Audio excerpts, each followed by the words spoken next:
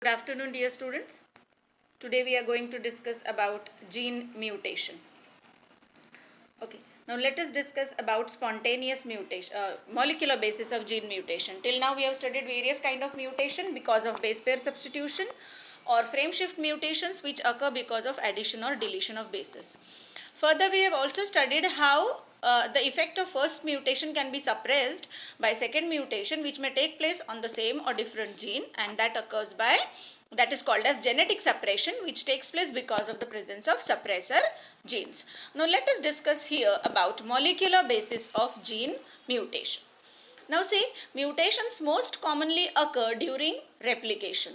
A wrong base may be added into the newly synthesized strand during replication, which may lead to mutation. Okay. Now, why do such mutations occur? Because of X-rays, cosmic rays, okay, gamma rays.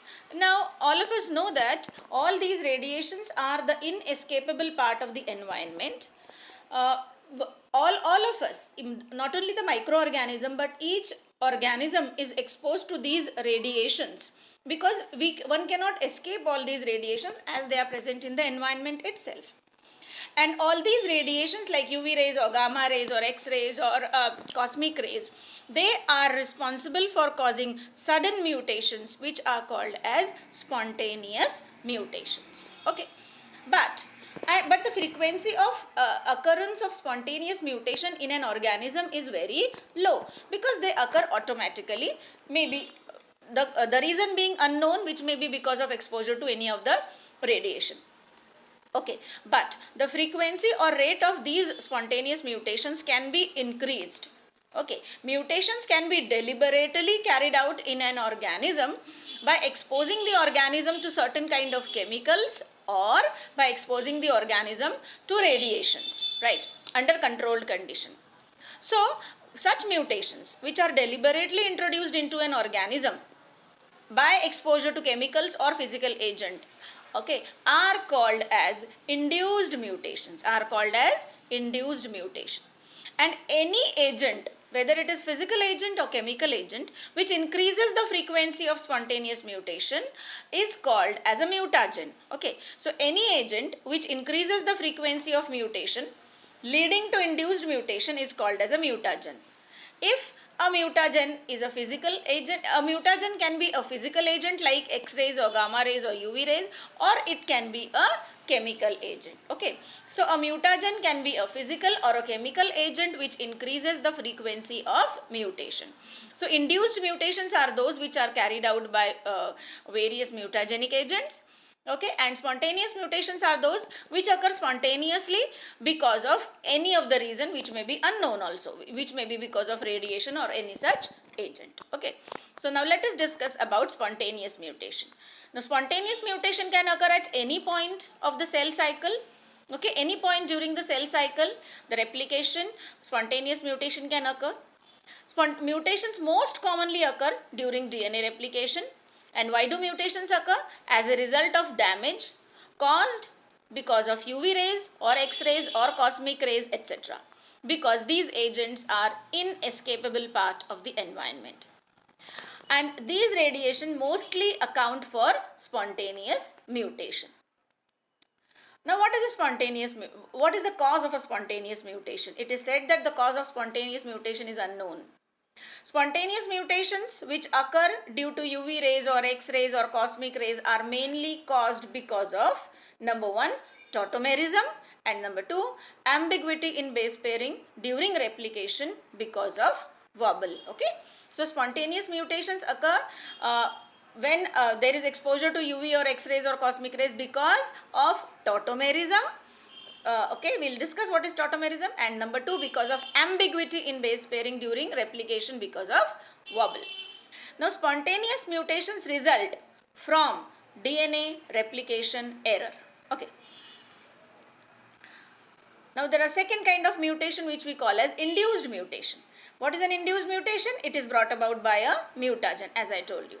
A mutagen may be a physical or a chemical agent which causes alteration in the base sequence of the DNA molecule leading to mutation. Okay.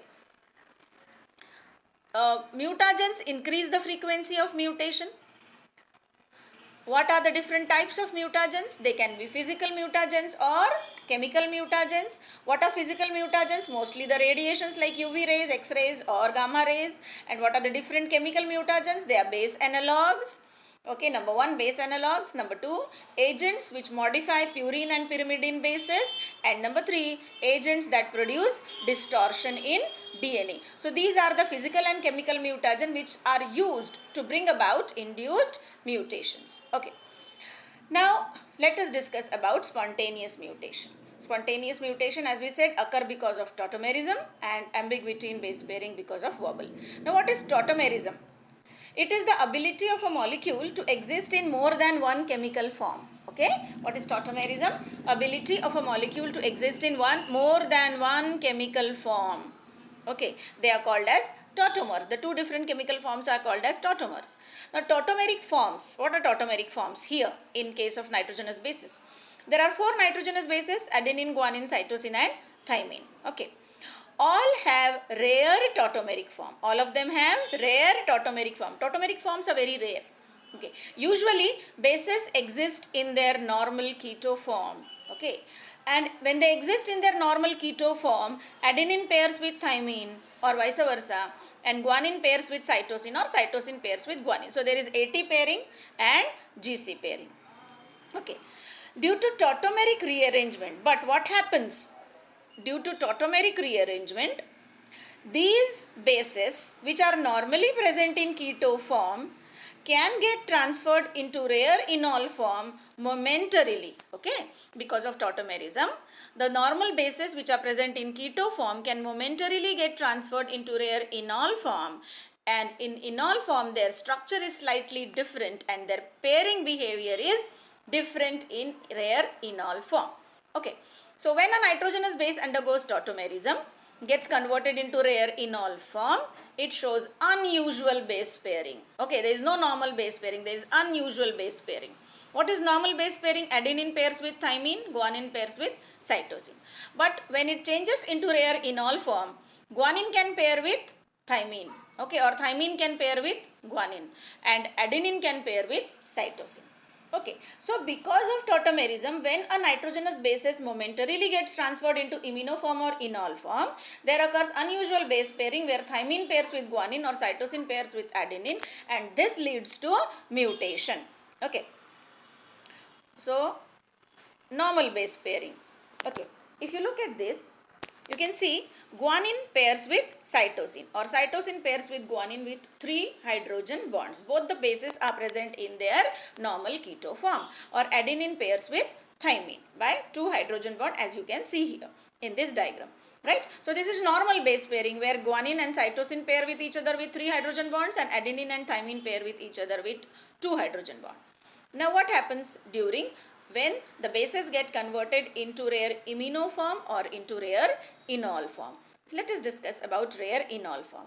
Here you can see that thymine is converted into rare enol form because of tautomerism. We have shown it by T star. This one. Okay, this is thymine which has undergone, been converted into rare enol form. And when thymine is present in rare enol form, it will pair with. When thymine is present in rare enol form, it pairs with guanine. So, instead of AT pairing or CG pairing, now there is TG pairing or GT pairing when the bases get converted into rare enol form. Here also you can see that guanine has been converted into rare enol form, and when it gets converted into rare enol form, it pairs with thymine. You can see here guanine pairs with thymine by 3 hydrogen bonds. So, instead of AT pairing or GC pairing, now there will be GT pairing. Okay, in one of the generation. Right. Now what happens? Okay. So here in this diagram we have shown that normally adenine pairs with thymine. Okay. So there is AT pairing, right, normally. Or there is GC pairing, as you can see here. But because of tautomerism, there is forbidden base pairing. That means adenine pairs with cytosine, that which is shown by dotted lines. The one which is shown by dotted lines here in this diagram. 1 minute. Yeah. So we have shown here G pairs with T because of this is called as forbidden base pairing, which occurs because of tautomerism, or A pairs with C. Okay, so this leads to, you can say, in the F2 generation, in the second generation, 1/4 of the progenies have defective base pairing, which can cause spontaneous mutation. Okay, so different types of DNA replication occur also because of wobble base pairing. Okay, now what normal pairing typically occurs in the next round of replication. Generally what happens, because of wobble, there is wrong base pairing, right? So G, instead of pairing with C, will pair with T, right? So during replication, there may occur wobble pairing, which is, you can say, ambiguous pairing, doubtful base pairing, where G, instead of pairing with C, will pair with T. Okay, right? And adenine, instead of pairing with thymine, can pair with cytosine.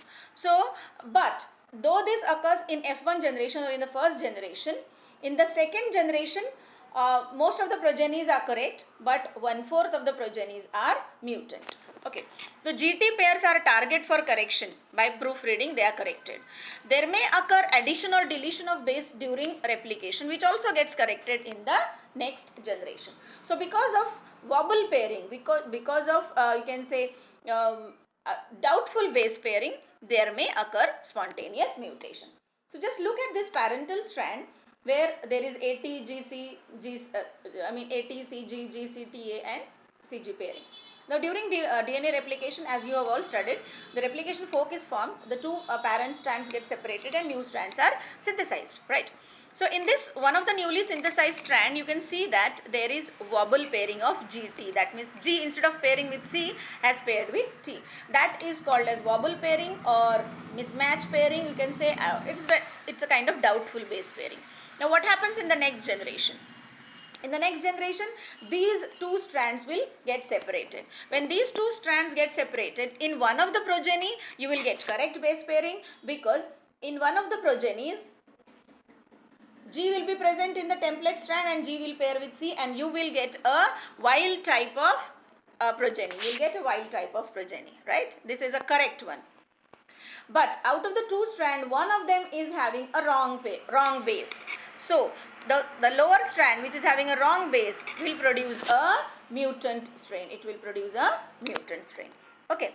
So 25%, almost 25% of the progenies in F2 generation, okay, are incorrect, right? And the rest of them are normal. So such kind of mutation can also be repaired actually during a DNA repair. But this kind of mutation, called as spontaneous mutation because of ambiguity in base pairing due to wobble, may take place. Okay. Similarly, you can say spontaneous mutation also occur because of sudden addition or deletion of a base in the DNA strand. So that is all about spontaneous mutations, which occur because of tautomerism and ambiguity in base pairing because of wobble. And in the next presentation, we will discuss about induced mutations.